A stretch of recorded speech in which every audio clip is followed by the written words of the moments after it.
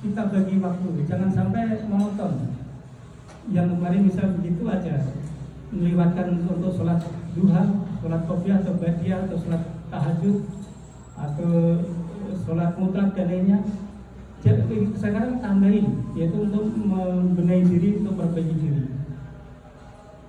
Karena kita ini ya sebenarnya siapa sangka ya manusia itu akan meninggal dunia duluan gitu ya. Dikira kita dalam rumah tangga itu ya meninggal itu kira ya bersama-sama, bahkan masih lama.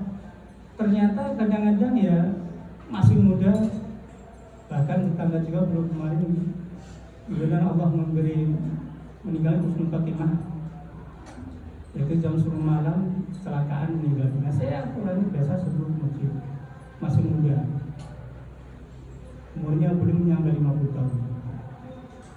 Ini umur inilah yang kita khawatirkan setelah meninggal dunia itu. Setiap orang pasti meninggal, yang kita khawatirkan meninggal kita itu husnul khotimah atau su'ul khotimah. Kalau husnul khotimah adalah baik di ujungnya, kalau su'ul khotimah jelek di ujungnya. Makanya kalau ada yang sakit misalnya, itu tentunya berusaha kalau di bulan Ramadan itu kalau sakit ya kita harus batal, kalau sakit nggak kuat nahan, misalnya ke dokter, ke dokter dan lainnya, nanti ganti di bulan lainnya selain bulan Ramadan. Nah, jadi kalau ada yang sakit misalnya udah mulai ripuh atau parah, misalnya udah mendekati maut, ajal menjemput, itu takim.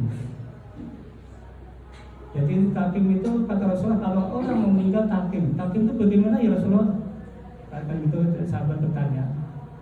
Jadi takim itu kata Rasulullah itu ya ucapan kalimat di telinga, yaitu la ilaha illallah. Laginu matakum la ilaha illallah. Jadi apabila orang yang mau meninggal dunia itu takim, jangan bosan-bosan. Kita akan ditinggal lagi, nggak akan melihat selama-lamanya. Jangan bosannya nggak mati-mati takim, jangan gitu. Jadi takim gantian.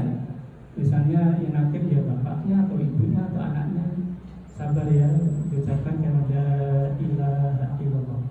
Itu insya Allah. Kalau kata Rasulullah, kalau orang yang meninggal akhir ayatnya mengucapkan kalimat la ilaha illallah itu masuk surga. Hadirin rahimakumullah. Kemudian apa yang membawa menyertai amal kita itu? Kita mencari harta dari pagi bahkan sampai sore sampai malam. Kita kadang nggak berhenti. Kadang kalau lupa makan, kadang lupa istirahat. Terus apa yang menemani kita, menemani jasad kita, atau menemani roh kita di alam barzakh yang kekal itu apa? Yaitu ada zakat mal atau apa? Amal jariah. Termasuk amal jariah itu bisa membangun masjid, fasilitas untuk umum gitu ya. Itu amal jariah akan mengalir terus menemani kita. Jadi kata siapa harta tidak bisa menemani kita? Bisa menemani kita apabila harta itu kita amalkan sebelum meninggal dunia. Akan menemani kita di alam barzakh, akan menjadi terang. Hadirin rahimahullah, bulan Ramadan ini tentunya yaitu orang-orang yang beriman yang dipanggil Allah Subhanahu wa taala. Tandanya orang beriman yaitu panggil Allah Subhanahu wa taala, ya ayyuhalladzina amanu kutiba alaikumusiyam kama kutiba alal ladzina min qablikum la'allakum tattaqun. Wahai orang yang beriman, diwajibkan atas kamu berpuasa sebagaimana diwajibkan orang-orang yang terdahulu agar kamu bertakwa.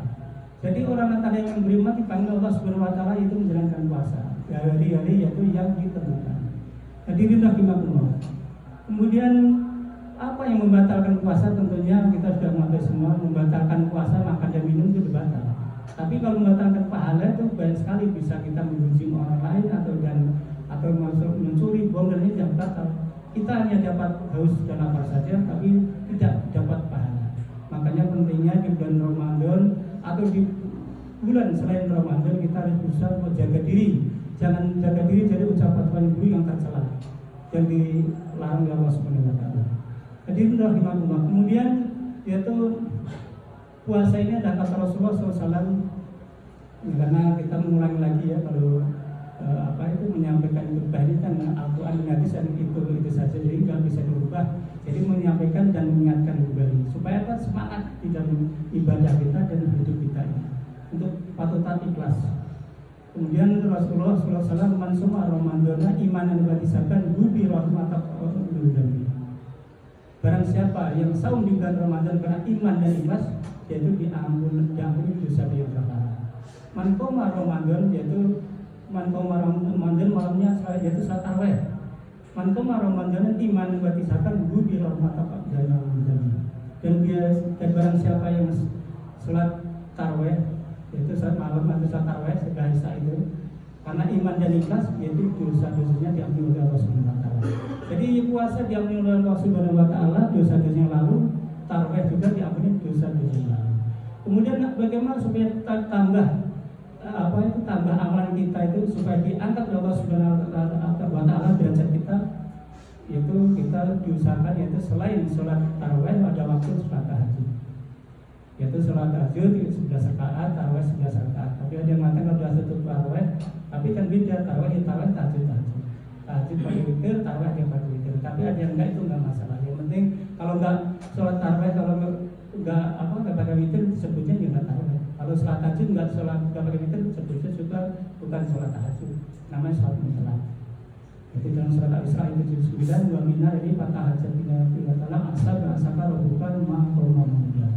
Dan sebagian dari jam 9 malam hari sholat tahajud kamu sebagai suatu ibadah tambahan. Kemudian Tuhan kamu mengangkat kamu ke tempat tempat yang tertinggi. Jadi kalau kita ingin diangkat oleh Allah Subhanahu wa taala ke tempat yang tertinggi dan juga ingin yaitu disayang oleh Allah Subhanahu wa taala, sholat tahajud jam 3 diusahakan. Terus bagaimana sholat tahajud itu kalau misalnya waktu mendekati nanti subuh, itu bisa 2 rakaat salam, 1 witir. Dan itulah mudah-mudahan ke waktu-waktu itu kita diusahakan itu berbuat baik pada Allah Subhanahu wa taala dan patuh tak melaksanakan perintah Allah dan Rasulnya, yaitu wa asobirin wa sodiqin wa qanitin wa muttaqin wa mustaqbirin al-asar. Ya, orang-orang yang mohon ampun di waktu sahur menjelang fajar, dan orang yang mengimpakkan hartanya dan mengimpakkan penglihatannya, itu orang yang mohon ampun buat fajar dan tetap sabar ya. Itu insya Allah kalau orang yang selalu beribadah kepada Allah Subhanahu wa taala, selalu zikrullah, selalu mohon ampun itu dengan apa? Bagaimana? Sahur menjelang fajar itu dengan sholat tahajud, baca Al-Quran, dengan doa dan sebagainya, dengan zikrullah. Itu insyaallah nanti ampuni Allah Subhanahu wa taala.